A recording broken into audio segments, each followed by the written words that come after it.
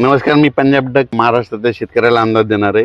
तर मला शेतकऱ्याचे खूप फोन आले की आपल्या महाराष्ट्रात खूप पाऊस चालू आहे, मग कधी उघडणार आहे। तर सर्वप्रथम महाराष्ट्रातल्या शेतकऱ्यासाठी आनंदाची बातमी। आपल्या महाराष्ट्रामध्ये तुम्हाला सांगू इच्छितो 29 तारखेला उद्या दुपारनंतर चांगलं सूर्यदर्शन होणार आहे, पाऊस देखील उघडणार आहे। म्हणून सर्वप्रथम ही आनंदाची बातमी आणि लगेच महाराष्ट्रातला देखील पावसाचा जोर कमी होणार आहे। म्हणून सर्वप्रथम हे एक महाराष्ट्रातल्या शेतकऱ्यांनी लक्षात घेतलं। राज्यातल्या सर्व शेतकऱ्याला सांगू इच्छितो की राज्यामध्ये फक्त आजच्या दिवस म्हणजे आज 28 आणि उद्या 29 तारखेपर्यंत राज्यात पावसाचं वातावरण आहे। म्हणून हे अंदाज लक्षात येतात। फक्त 28-29ला फक्त उत्तर महाराष्ट्राकडे जरा जास्त पाऊस राहणार आहे। उत्तर महाराष्ट्राकडे म्हणजे मुंबई पुणे नाशिक इगतपुरी निफाड चाळीसगाव नंदुरबार धुळे जळगाव तिकडे मात्र उद्याच्या दिवस मात्र पाऊस राहणार आहे। पण पूर्व विदर्भ 6 जिल्हे, पश्चिम विदर्भ 5 जिल्हे, मराठवाडा, पश्चिम महाराष्ट्र या ठिकाणचा जोर मात्र उद्याच्याला ओसरणार आहे। म्हणून सर्वप्रथम ह्या 4 विभागातल्या शेतकऱ्यांनी हा अंदाज लक्षात घ्यायचा। त्याच्यानंतर राज्यामध्ये काय परिस्थिती राहणार, तर राज्यामध्ये तुम्हाला सांगू इच्छितो की 30 सप्टेंबर, 1 ऑक्टोबर, 2 ऑक्टोबर, 3 ऑक्टोबरच्या दरम्यान राज्यात चांगलं सूर्यदर्शन होणार आहे। हवामान कोरडं राहणार आहे। म्हणून हा राज्यातल्या सर्व शेतकऱ्यांनी अंदाज लक्षात द्यायचा। मग त्याच्यानंतर परत पाऊस येईल का, तर त्याच्यानंतर राज्यातल्या सर्व शेतकऱ्याला सांगू इच्छितो की ऑक्टोबरमध्ये शेतकऱ्याचे फोन आले की हे पाऊस संपल्याच्या नंतर परत पाऊस येणार आहे का, तर ऑक्टोबरमधला शेतकऱ्याला सांगू इच्छितो की 4 ऑक्टोबर, 5 ऑक्टोबर, 6 आणि 7च्या दरम्यान परत राज्यात एकदा पाऊस येणार आहे। म्हणून हे 4 ते 7 ऑक्टोबरचा अंदाज हे सर्व शेतकऱ्यांनी लक्षात द्यायचा।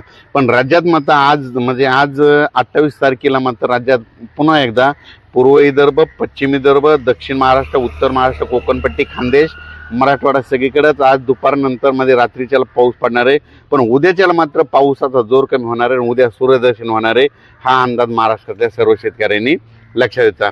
खास करून जास्त आता म्हणजे आजच्यानं मराठवाडा आणि पश्चिम महाराष्ट्रातल्या शेतकऱ्याला एवढं काही घाबरायची गरज नाही, कारण की आज जास्त पाऊस मुंबई पुणे उत्तर महाराष्ट्राकडे जास्त पडणार आहे।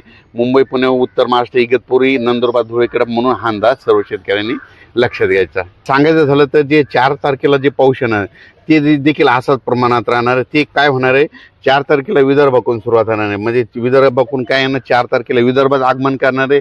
वर्धा, नागपूर, भंडारा, गोंदिया, चंद्रपूर, यवतमाळ, वाशिम तिथपर्यंत 4 तारखेला सुरुवात केली। 5ला तो पाऊस मराठवाड्याकडे येईल। 5, 6, 7ला परत तो पाऊस काय होईल, मुंबई पुणे नाशिक तिकडे जाणार आहे। त्याच्यानंतर 8 तारखेपासून परत 8 ऑक्टोबरपासून राज्यात सूर्यदर्शन होणार आहे, तिथून पाऊस निघून जाणार आहे। म्हणून हे अंदाज लक्षात घ्यायचा। आज काही ठिकाणी जाळी धुळी आली होती। जाळीमध्ये काय होतं, झाडावर जाळी पडतात, पिकावर जाळी पडतात। जाळी धुळी आल्याच्या नंतर कंप्लीट 12 दिवसाला पाऊस निघून जातो। आणि या वयाने तुम्हाला सांगतो आज पूर्णा तालुक्यामध्ये बऱ्याच ठिकाणी काय झालं, म्हणजे आजपासून कंप्लीट 12 दिवसाला पाऊस निघून जाणार हे संकेत आजच महाराष्ट्रातल्या शेतकऱ्यांना त्यांनी दिले। तर हिमाचल प्रदेश आणि केदारनाथला म्हणजे बऱ्याच शेतकऱ्याचे मला फोन आले की आम्ही केदारनाथला जाणार। तर तुम्हाला सांगतो महाराष्ट्रात जर कोणी असेल तर केदारनाथला तुम्ही काय करायचं, 5, 6, 7च्या दरम्यान जाऊ नका, कारण की केदारनाथकडे हिमाचल प्रदेशकडं उत्तराखंडमध्ये काय होणार आहे, 5, 6, 7मध्ये तिकडं ढगफुटी सदस्य पाऊस पडणार आहे, अतिमुसळधार पडणार, अतिवृष्टी होणार आहे। म्हणून तिकडं या 2-3 दिवस जाण्याचे टाळावे।